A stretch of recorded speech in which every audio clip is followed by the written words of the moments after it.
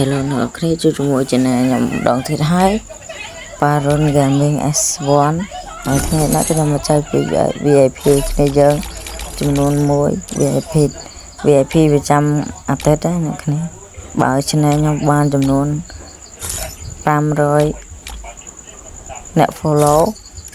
អ្នក subscribe ខ្ញុំនឹងចែកពី VIP គ្នាយើងមួយអ្នកគ្នាកុំភ្លេចជួយចុច subscribe និងចុច like ខ្ញុំអ្នកមួយផងដើម្បីខ្ញុំបានទទួលបាន500 subscribe ខ្ញុំនឹងចែក VIP គ្នាយើងមួយគ្នាយើងពេញចិត្តនៅវីដេអូនេះកុំភ្លេចជួយចុច like ខ្ញុំមួយមកនឹងឃើញវីដេអូថ្មីអ្នកគ្នាខ្ញុំមកចែក VIP អាតូចនេះ